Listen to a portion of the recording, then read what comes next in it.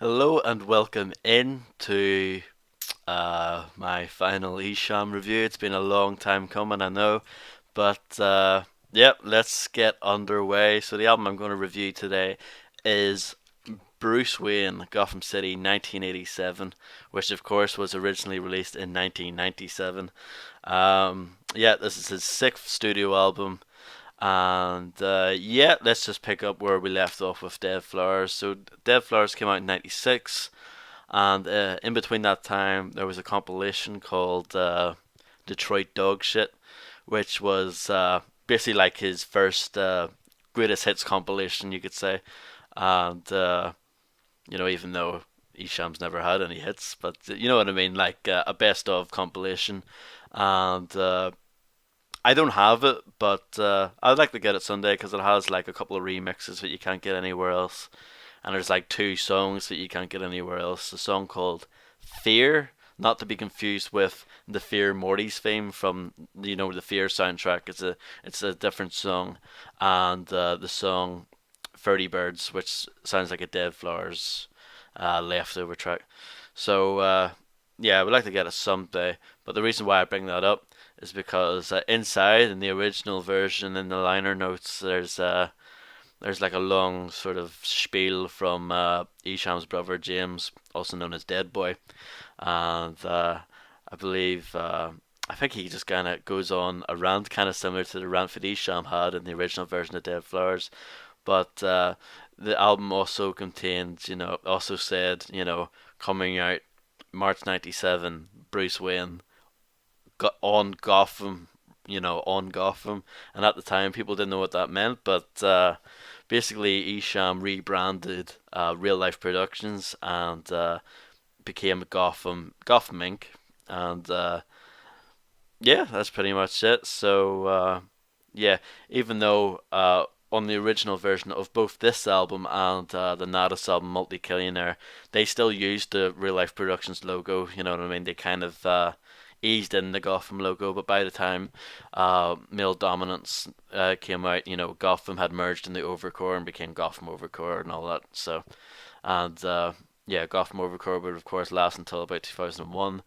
That would go out of business, and then Real Life Productions would eventually come back in '05 or '06. So yeah, um, enough about all that. Let's I'll show off the packaging real quick. So there's the front cover, kind of abstract. I really like the use of colors on throughout the packaging here. Just a weird like blue combined with like the pinky orange. I think that's very cool. And there's the back. You get to see like a picture of Esham holding money. You can see a better version of that inside. Got the track listing, and of course you've got the Gotham logo along with the RLP logos in the corner. So yeah, all songs produced by Esham and all backing vocals done by Zila Williams, who was also featured on Dead Flowers as well. I think she did backing vocals on Male Dominance as well. Yeah, here's what it looks like inside. Yeah, this album did come on a white tray, and originally, and yeah, orange disc, kind of similar to the front cover there, and then you've got a better picture of that picture of Esham holding money, and it says multi-killionaire coming soon, Nadas the Devil's Contract. Of course, multi-killionaire the Devil's Contract was the next Nadas album, would come out later that year. It says this is for all the big fellas, yeah. And then I'll try and get this open. Inside, on the left there, you see just a simple picture saying who is Bruce Wayne. For those who don't know, this was actually a part of a marketing, a viral campaign that basically around Detroit they had little flyers and stuff that got stuck up saying, who is Bruce Wayne. So that's pretty interesting. I don't know if it really worked, but yeah, and you get to see the new Gotham logo in its full glory there. And then inside, not much else. You just see also available in Real Life Productions all the old albums, and then just like a advertisement for like a catalog that you could sign up for. And that's about it. Really simple inside. And yeah, I forgot to put music on, but it doesn't really matter, does it? So yeah, let's get stuck in. First song is Comerica. Worth mentioning actually for this album, it actually doesn't have any singles, which is kind of strange because most of his albums have some sort of single, even if it doesn't have a music video. He usually has some sort of single, so pretty interesting. But this album does not have any singles. But anyway, yeah, first song is Comerica. Um, lyrically, this album kind of picks up where Dead Flowers left off. With Dead Flowers, you saw Esham go more in a, sort of gangster kind of direction with the music, and Bruce Wayne definitely picks up where that left off. With America, he's definitely sort of in a braggadocious kind of state. Basically in that song he's bragging about the fact that he's going to make another million and he doesn't have to go gold or platinum to do it, you know what I mean, because he's an underground artist. And you know what I mean, he's just bragging about how he's going to make another million. And very dope song. I love the sort of wobble bass that it has in the background. And yeah, really dope beat. And like I've said before, I think Esham's really at his rapping peak in like 95, 96, 97. So yeah, really, really good. Second song, You Still Ain't Shit to Me, that features Mo Badis and TNT. Um, TNT, of course, was always a member of Natus. Rest in peace to him. And also Mo Badis, he was like a temporary member of Natus in '97. So he's featured throughout this album, and he was featured on the Natus Multi-Millionaire album as well. And You Still Ain't Shit to Me. Pretty self-explanatory from that title. The beat is kind of driving, kind of upbeat kind of beat, and I like that the sort of synthesizers that Esham layers over the top of it gives it more of a epic kind of grandiose kind of feeling. I really like that song. It's quite short, but all three of them do a good job on that song. Third track, 7 Mile Road, again, very much a gangster kind of drug dealer kind of song. You know what I mean? Very dope. Love the beat for that. Has that bass line that I've heard before. I don't know where it's from originally, but it's kind of similar to something like, I don't know, L Cool J's Phenomenon song. The doom doom doom doom. You've definitely. Well, I've heard that before anyway. I don't know where it's from originally, but yeah. 7 Mile Road, that's definitely a very good song. One of my favorites. Comerica would be one of my favorites as well, the first song. Track 4, Lola Falana, is like it's a remake of an old 80s song. I believe it's 80s, yeah. I can't remember the original artist or the name of the song. I think it's just called I Need a Freak, and it's been remade by rap artists several times. Too Short did a version of it, Esham did a version of it, I believe Insane Clown Posse did a version of it as well. So, yeah, just kind of like a fun, catchy, kind of sexual song. Pretty good, I do like it. Um, yeah, just a fun sort of funky kind of song. Track 5, Change Your Mind, that features Mastermind and TNT. One thing I would say is that this album actually has a lot of Natus features. This is probably the Esham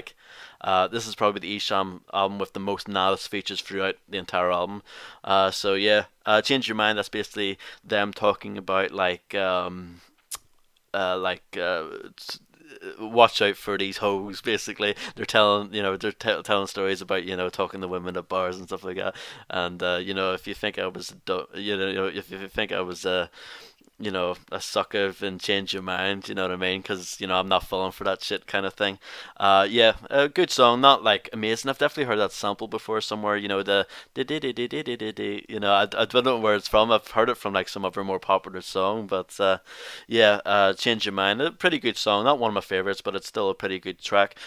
Track 6, You and Me, that's another kind of sexual song. Really, really, what's the word? It's not a love song. It's just full on like raunch. You know what I mean? Just like fuck it. Yeah, this song, it has one of the darker beats on the album. You know what I mean? It really gets that sort of dark kind of. It's kind of like a dark sex song, if that makes sense, but not like just the beat to me. It's just kind of creepy, and the lyrics are just really quite over the top. And Esham's going back and forth with this other female who isn't actually credited. I know it says here, all background vocals done by Zila Williams, but that doesn't really sound like her, so I don't know if that is her or not. But yeah, Esham's just going back and forth with this woman and being really sexual. Very good song though. Yeah, just I love how dark that song is, beat wise, and yeah, you can tell that Esham's having a lot of fun on that track. Um, Track 7, Give Me Your Love. Now, this is one of two R&B songs that's featured on the album, and Esham's not on it at all. Of course, he does the beat, and he probably wrote the lyrics as well, but he doesn't do any rapping on this track. Instead, it's Zila Williams, doing singing, and it's a full-on R&B song, R&B kind of beat, and it's very laid back, kind of. It's like more of an actual love song opposed to You and Me, which is very graphic. Give Me a Love, good, but I'm not really a big fan of R&B. I do think Zila Williams has a good voice, and I think the beat and all that's good. But as far as like it being for me, it's just not really for me. This album's quite long as it is, and I don't know if having these R&B songs was really for me personally. But yeah, Give Me Your Love is track 7. We're on to track 8 now, which is Who Is Bruce Wayne. Again, another braggadocious kind of song. Yeah, just him having fun, not too much to say. Kind of has like a funky bass line to it on that one. Who is Bruce Wayne? He's a sex machine and the king of the dope fiends. Yeah. Track 9. 1987. That features Mastermind. Again, that's kind of just them talking about gangster shit, drug dealing shit, fuck the police shit, you know what I mean? Another good track. Not one of my favorites, but it's a good track nevertheless, you know what I mean? Let's say track 10, You Better Ask Somebody. It's like a remix of the song You Better Ask Somebody from Dead Flowers, but it's got a completely different beat. Here they use a really obvious Michael Jackson sample, and yeah, and the original song was just Esham on his own. Now it is Esham along with TNT, Mastermind, and Drunken Master, who's a Detroit rapper who was also featured on Dead Flowers on the song "With Your Punk Ass." So yeah, You Better Ask Somebody. Really like that song. It's really, really good. I think they all did a fantastic job, and I love that beat. I love the sample, and I just think they killed it on that song. Very good stuff there. Track 11, Where My Be At, kind of has like a techno kind of influence to it. Pretty interesting, pretty different compared to the rest of the album, and pretty different compared to most of the stuff that Esham's done. Decent. I never really used to like it, but it did grow on me as I liked it. A decent song. Kind of similar to the Lola Falana track in terms of lyrics, but pretty good, not bad. Track 12, Fuck the Fame, is one of my favourite songs in the album. I love the beat on that, definitely one of the darkest beats, and yeah, he's just pissed off, really kind of, you get two sides to this album, most of it is kind of like braggadocious, like gangster stuff, but at the same time you can tell that Isham's kind of on, he knows that he's on top, and he knows that that's quite a dangerous position to be, because he knows that people are either going to be after him, or, you know what I mean, it's just really, it can be a precarious position to be in at the top, and fuck the fame, you know what I mean. Even though he's probably saying, I don't need to be famous, you know what I mean. I'm doing well anyway, but I think he knows as well that being famous isn't all that it's cracked up to be. Yep. That's track 12, Fuck the Fame, really, really good. Track 13, Seems Like Yesterday, that's another R&B song featuring Zila Williams, more laid back than the other one. What's it called? Give Me Your Love. It's quite a good contrast compared to Fuck the Fame, which is very in your face, very dark, and he's very pissed off in that song. And then you've got this Seems Like Yesterday song, which kind of brings it back down, sort of mellows you out again. But again, quite a long track, and this album's really quite long anyway. It's like 70 minutes, so I don't know. Not sure about that one. And then interestingly, I don't know if it's a misprint on the album, but it says that track 14 is a question mark song, which I hate, by the way. I hate that there's songs on here that are not named. I talked about this before on the Nadas Multicillionaire album, and this is where it all started. He started giving some of the songs just question marks for titles, and they don't have real names. But yeah, track 14, it says that there's a question mark there, but that is actually just a part of Seems Like Yesterday. It's kind of bolted on at the end, and it's not even an actual song. It's more of an interlude of Mastermind introducing himself as Dick Grayson, who of course was, I believe, the original Robin. I'm not like a comic book nerd, but yeah. So yeah, obviously Esham is Bruce Wayne, and we've got Mastermind as Dick Grayson, and they come together on track. See, it gets messy for me from here because it says on the album there's 21 tracks, but I think there's only 20 because they kind of messed it up there. But whatever. When I say 15, I might really mean 14 or whatever. So I'm just going off the back of the CD. But yeah, uh, yeah. Next track is another question mark song. If it had a title, it would be like In a Cold World or something like that. It's featuring Esham and Mastermind, and it's a good song. Um, has kind of like a cool bass line to it, and has matches the lyrics quite well because it has kind of like a cool kind of feeling to it. And I think they're just saying it's kind of like a messed up world out there. You know what I mean? You better watch your back because people are coming out to get you and all that kind of stuff. Yeah, dope song. I do like that song. And then after that, we got the song "Detective," which I think is one of the best songs in the album. But the only problem is that it's way, way, way too short. It features Esham himself, TNT, Mastermind, and Mo Battis, but the song is less than 2 minutes long. Esham has a pretty decently, long verse. Well, not long, but you know what I mean, like a regular sized verse. But Mastermind, TNT, and Mo Battis are all really short, and the song cuts off during it kind of cuts off abruptly during TNT's verse, and it's kind of a bit frustrating because I love that beat. It's it's another one of the more darker songs in the album, and it's got like gunshots in the background and stuff like that. It's just a really great dark street song, and the lyrics are just really violent and over the top and stuff like that. And yeah, um, keen listeners will be able to pick up that TNT's lyrics are also on the song "Oh My God," or is it called "Oh My God"? Yeah, "Oh My God."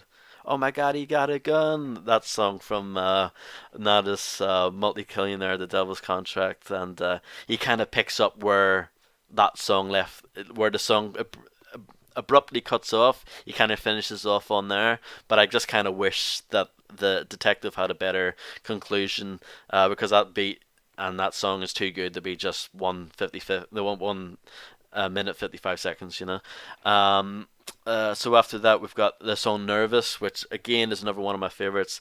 It's him sort of talking about what I was talking about earlier with the song "Fuck the Fame." He's just kind of really paranoid that people are out to get him, and he's having all these problems. He's stressed out, and yeah, I love the beat for that. Has kind of like an alarm kind of. It kind of sounds like an alarm, but it's like a demented alarm. You know what I mean? It plays really well with the lyrics, and just a really good song. Nervous, definitely one of my favorite songs from the album. Uh, and a track after that is another question mark song.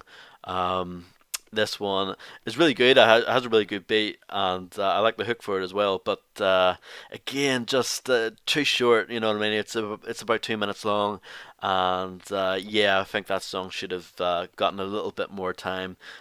Just kind of uh, another braggadocious song, but very good. I really like the beat for it with the sort of groovy bass line with like weird noises over the top of it. I thought it worked very well. And like I said earlier, even though I think you could argue that the lyrics from this album are a little bit repetitive, you know what I mean, talking about the same topics a lot. The fact that Esham's just so dope on this album really makes up for it. Um, yeah, so that's that song. The song after that is again another question mark song. This song, he attacks FM 98, which was, I believe, a radio station in Detroit, or the frequency of a radio station in Detroit, and basically just dissing them, saying they don't play the real Detroit shit, they play whatever whack music they're playing, and he just goes at them in that song. And I do like the beat for that. It's kind of dark and aggressive, but the thing that put me off when I listened to it was you hear these like farting noises in the background and like one of the speakers like it's obviously like a synthetic bass thing, but it just sounds like a wet fart. I don't really like that. But apart from that, I think the beat's dope, and I think the song is pretty dope too. So yeah, the song after that is another question mark. This one features Mastermind, and just do it. It's that one for those who want to know. A really dope beat on that, and Esham and Mastermind just kill it. They really do. That's a really good song. Wish it had a proper name, but yeah, that's a good song too. And we're on to the last one, Gotham City, which is Esham, and again, you know, picking up where all the other songs are left off, more braggadocious stuff. And fuck them hoes, basically. I love the beat for that. They've got like a really weird, like kind of you've got this really like powerful bass in the background, but you've got this like bleepy bloopy synth over it. It's like really cool. It doesn't do it justice, just me talking about it. I think that's a really good song, and one of my favorites on the album as well. Overall, I think Bruce Wayne's actually a really good album. Before I actually got it myself, I kind of thought it was sort of like a mixed kind of album because some of the songs before, like, I think I was just put off by like the R&B tracks, and I was put off by I don't know, like songs like Lola Falana, Where My Be At, and stuff like that. But once I got the album, a lot of that stuff grew on me, and even though I would probably take the R&B songs off, but they're not bad. Excuse me, and I think the album's pretty good overall. For an album that's 70 minutes, it actually doesn't feel like it because even though the lyrics aren't don't have that much variety, the beats do, and I think this album has a really unique sound to it. It doesn't really sound like anything else that I've ever heard, and considering that this album came out only a year after Dead Flowers, you would expect that this album would sound pretty much the same, but it doesn't. It actually sounds noticeably different, and you know that's one of the things what I really liked about Esham in the 90s. He was really good at reinventing his sort of production style and keeping it good, but obviously that stopped after a while. But yeah, that's Bruce Wayne, Gotham City, 1987. I hope you guys enjoyed that. I know it had been a while coming, and I'll see you guys at some point soon. I don't know what I'm going to review next, but yeah, thanks guys for watching, and I'll see you guys next time.